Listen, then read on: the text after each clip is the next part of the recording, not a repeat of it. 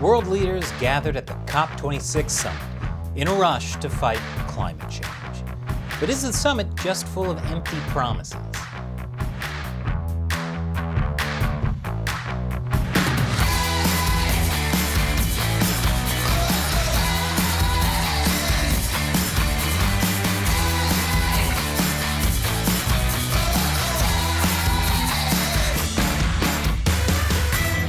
Welcome to America Uncovered. I'm Chris Chappell. A lot of environmental advocates are concerned about carbon emissions, and they're anxious for change. Scientists and UN officials have warned that if governments don't take drastic action to reduce emissions immediately, much of the world will suffer climate catastrophes, such as devastating sea level rise, longer and more intense heat waves, and widespread species loss, among other consequences. Plus, with lots of warmer weather, that means jorts may become stylish again. Ugh. I'm just kidding. Jorts never went out of style. They're what I'm wearing right now under this desk. This fear of carbon emissions is why world leaders gathered at the UN's COP Summit. The latest COP Summit recently took place in Glasgow, Scotland. It was considered a follow-up to the COP21 Summit, which gave birth to the Paris Agreement. The Paris Agreement not to be mistaken with the usual social agreement you make in Paris, pretending it's okay to smell like that in public. According to the Paris Agreement, the world must work to limit global warming to 1.5 degrees Celsius, or 2.7 degrees Fahrenheit, higher than pre-industrial levels. And according to the 2009 COP15 Summit, wealthy countries were supposed to contribute a combined $100 billion a year by 2020 to help developing countries adapt to changes in the climate and curb greenhouse gas emissions. And, this may surprise you, the goals set by those summits have not been met. According to estimates by the OECD, current financing is only $80 billion a year. Well, that makes me feel better about not fulfilling my New Year's resolution of losing 5 pounds. At least I wasn't off by 20 billion.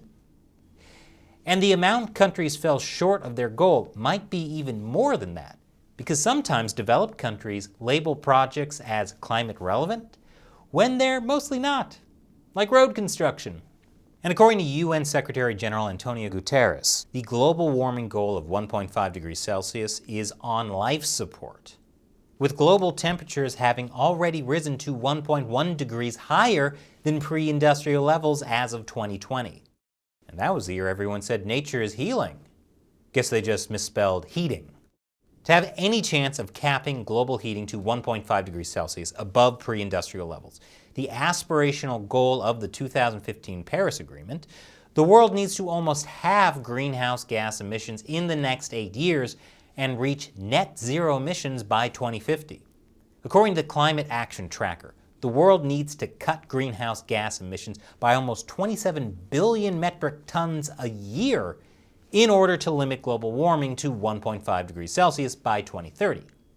But getting to this level seems like a far-fetched dream, like flying cars, teleportation pods, or bipartisanship.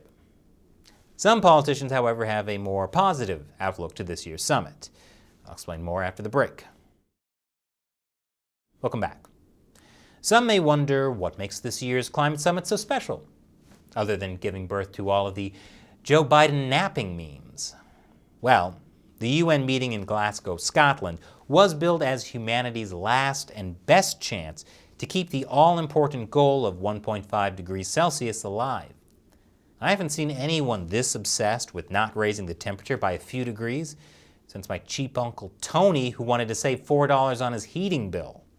As a result, about 200 nations signed the Glasgow Climate Pact, which asks governments to accelerate emission cuts and promises more money for poor countries struggling with climate change. Efforts to combat rising global temperatures include pledges to end deforestation by 2030, to phase out coal and other fossil fuels, and the Global Methane Pledge to cut methane emissions by 30% by 2030. Oh man. So that means I can't feed cows broccoli and bean chili anymore? Sorry, Bessie. Gotta cut down on these fiber fuels. Politicians from the developed world have applauded this year's summit as a step in the right direction. U.S. Special Presidential Envoy for Climate, John Kerry, praised the intensity of the summit. This one has greater energy, more focus, and intensity that I have not felt at any of the other COPs. I think we're going to have the greatest increase in ambition we've ever had. Greater energy, more focus, and intensity, all right. Kerry later said that we are in fact closer than we have ever been before to avoiding climate chaos and securing cleaner air, safer water, and a healthier planet. Even if it means sidestepping concerns of China's human rights abuses. For being the climate guy, he sure doesn't know how to read the temperature in the room. Unlike my Uncle Tony. British Prime Minister Boris Johnson called the Glasgow Climate Pact game-changing. We finally came to the kind of game-changing agreement that the world needed to see. Almost 200 countries have put their name to the Glasgow Climate Pact, marking a decisive shift in the world's approach to tackling climate emissions, setting a clear roadmap to limiting the rise in global temperatures to 1.5 degrees, and marking the beginning of the end for coal power. Hearing that coal will come to an end obviously upset one of the most powerful men on the planet, Santa. Because what else is he supposed to put in naughty children's stockings? Wind turbines? Anyway, much praise also goes to the fact that the COP26 declaration uses the F word, fossil fuels. It's the first time a COP summit explicitly mentioned the word fossil fuels, which is strange considering how much environmentalists point out how much that F-words the climate. However, many countries are watering down the commitment to move away from coal, especially the North Pole. And this is only part of the problem that's plaguing the Biden administration and the EU. I'll explain more after the break. Welcome back. Despite the lip service stating the need to move away from fossil fuels, the truth is, we all really still need them. That's why people are paying for gas even at these prices. What else are we supposed to do? Bike to work? In jorts? That'll chafe. China and India especially need coal. Despite China pledging to close coal-fired power plants, and India pledging to achieve net zero carbon emissions by 2070, both countries have weakened the language used to phase out coal. The conference ended on a sour note when India, with the apparent support of China, insisted on watering down the landmark commitment by the nations to phase out unabated coal to a promise only to phase down burning of the most polluting fuel. Many nations, especially Europeans and small island states, expressed their anger and frustration at this last-minute change, especially as they had previously been told by the conference president that the Pact text was closed to further changes. If they knew they could still change the rules, many countries would have given themselves a later deadline on emissions, a smaller bill to pay, and demand the French wear stronger deodorant. That'll actually improve the air quality. Some people are concerned that this change in terminology creates a loophole to delay climate action.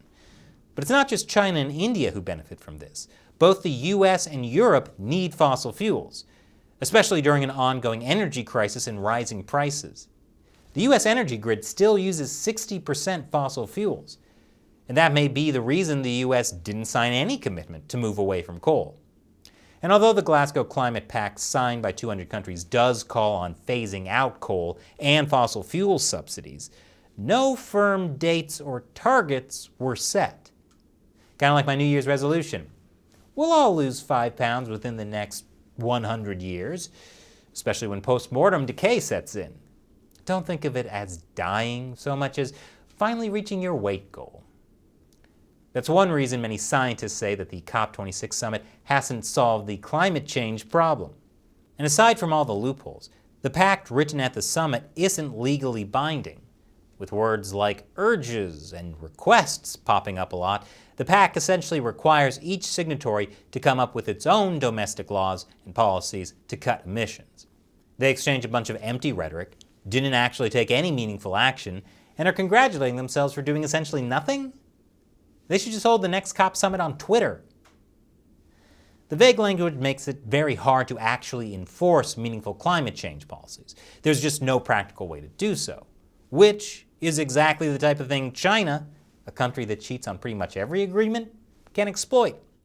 As the Wall Street Journal puts it, the Chinese know they can exploit America's climate obsession by making promises they may or may not keep in return for U.S. concessions on economics or national security.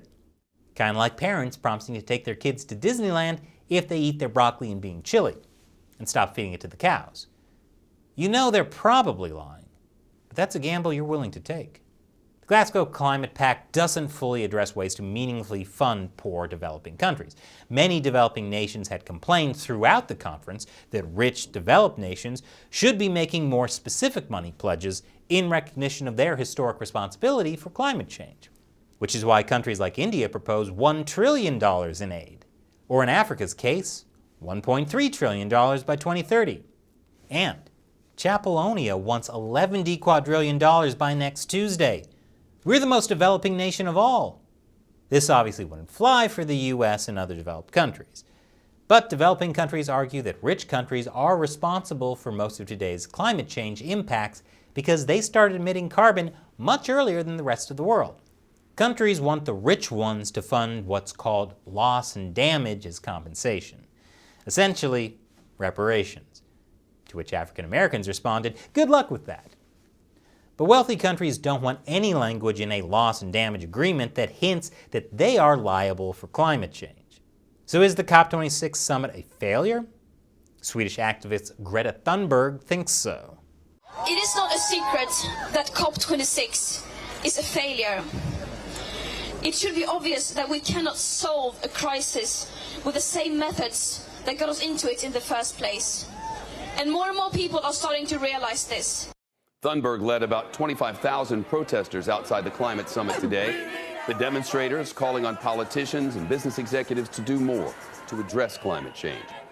Overall, the promises made at COP were just a bunch of hot air. And that definitely won't help lower the temperatures. We need someone to lead the charge, who will be strict and unwavering at keeping the temperature down. I know just the guy for the job. So what do you think? Is the COP26 summit a failure? Leave your comments below. And if you like this show, please know we could not do it without direct support from viewers like you. Visit patreon.com/America Uncovered and contribute $1 or more per episode to help us keep the show going. So click the link below. Once again, I'm Chris Chappell. Thanks for watching America Uncovered.